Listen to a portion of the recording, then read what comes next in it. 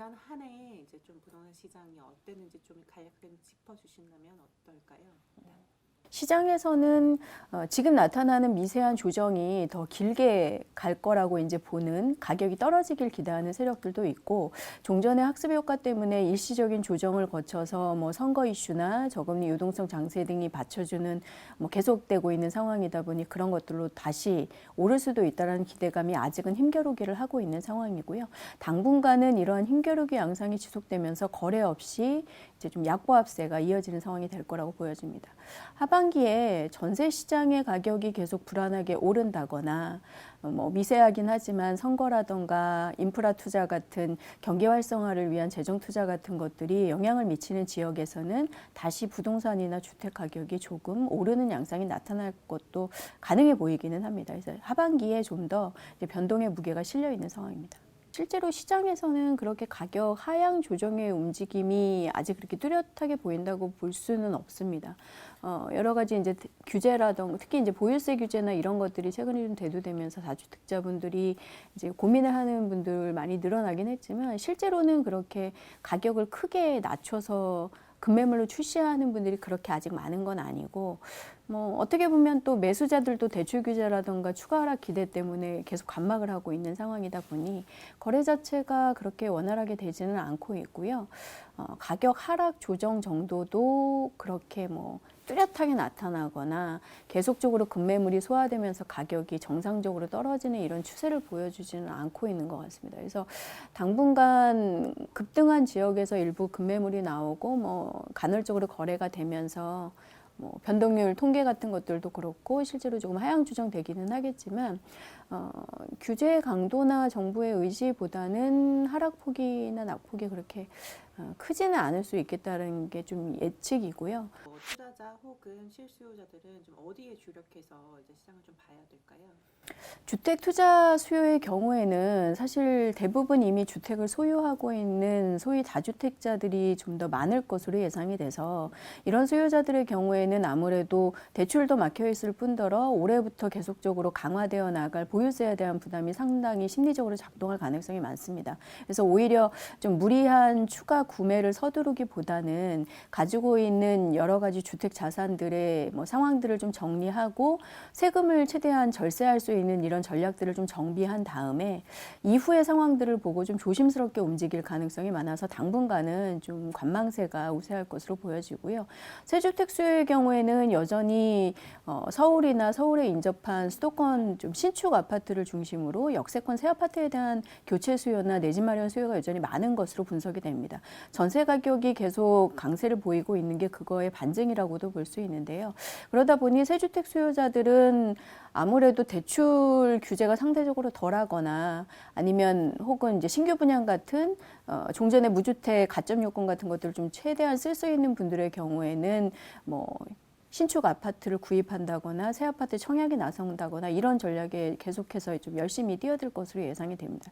근데 전체적으로 이제 신축 주택들의 거래도 아무래도 대출 규제 때문에 좀 원활하지 않은 편이고 분양도 올해 연초 건설업체들이 계획한 물량들은 상당히 많은 것으로 예상이 이제 조사들이 됐지만 뭐 일단 상반기 초반에 뭐 신종 코로나 이슈라든가 이런 것 때문에 분양 상황이 좀 자유롭지 못한 것들도 있고 청약홈 이제 사이트 개편과 관련된 이제 시스템적인 문제들도 여러 가지 복합되어 있어서 상반기에는 오히려 분양이 조금 초반에 계획대로 잘 진행되지 않을 가능성들도 좀 있어 보입니다.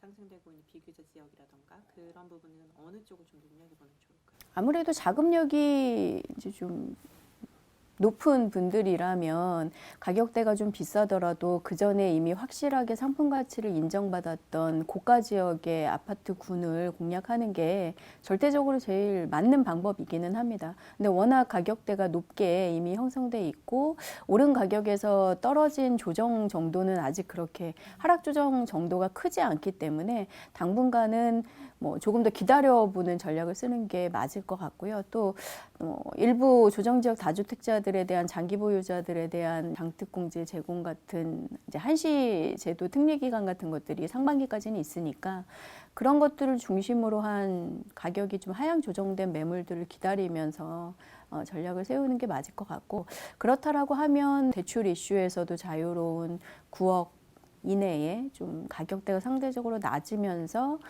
최근에 좀 공급된 아파트 중심으로 뭐 실거주든 투자든 접근하는 수요들이 좀 더 많을 것으로 생각이 됩니다. 뭐 상대적으로 대출도 그 가격대 주택이나 아니면 뭐 1주택 투자자들에 한해서만 지금 열려 있는 상황이기 때문에 수요 중심으로 가격대도 그런 지역에서 시장이 좀 상대적으로 활성화될 가능성이 있습니다. 그렇다고 보면 서울에서는 강남권이나 가격이 이미 이제 10억대를 넘어가고 있는 구도심들보다는 그 외에 이제 신흥 지역 중에서 새롭게 뭐 역세권 같은 것들이 이제 들어오고 있는 이미 착공에 들어간 지역이라던가 이런 것들이 좀 더 주목을 받을 가능성들이 높고요. 그렇다라고 하면 뭐 서울에서는 사실은 이미 강남권이나 서북부권의 대표적인 도심 근거리 지역들이 가격이 많이 올랐기 때문에 서남권 지역이라던가 아니면 동부권에 상대적으로 가격대가 조금 낮게 형성되어 있는 아파트 중에서 공급된 지 오래되지 않았거나 재건축 이슈가 조금 형성되고 있는 상품들의 중장기 투자 이런 것들이 외곽에서 나타날 가능성들이 있습니다. 특별히 눈에 띄지는 않는데 최근에 가장 대표적인 이슈는 직조근접 역세권, 신축 아파트 이 소재에서 크게 벗어나지 않고 있는 상황이거든요.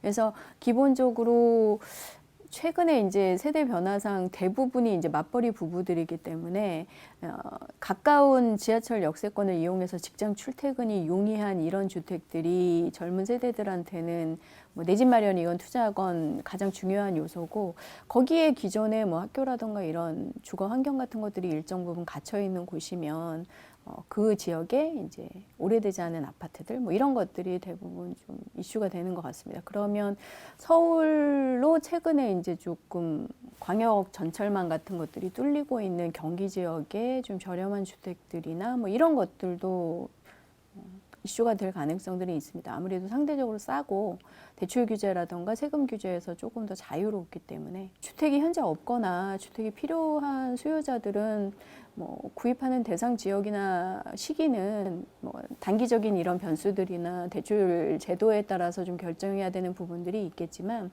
중장기적으로는 주택 마련이나 투자가 여전히 자산 확장을 위해서는 제일 가용할 수 있는 전략 중에 하나일 거다라고 보여집니다.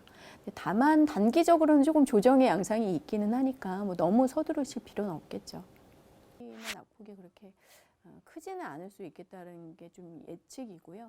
전체적으로는 뭐 경기 불안 요소가 있기는 하지만 연초에 이슈가 된 이런 이제 전염병 사태나 이런 것 때문에 글로벌 전체적으로 이제 부양이라던가 또 뭐 저금리라던가 이런 것들을 계속 이제 좀 활성화를 위한 것들로 써야 하는 이제 상황들이 좀 마련이 되고 있어서 그동안 이슈가 됐었던 저금리 유동성 장세나 아니면 이런 경기 활성화를 위한 재정 투자나 인프라 확대나 이런 것들은 계속될 가능성이 많습니다. 국내 같은 경우는 지금 어쨌든 선거 이슈도 계속 맞물려 있기도 하고 이제 정권 후반부에 나타나는 그런 기대감들이나 뭐 이런 것들도 복합적으로 연계가 될 수 있고요.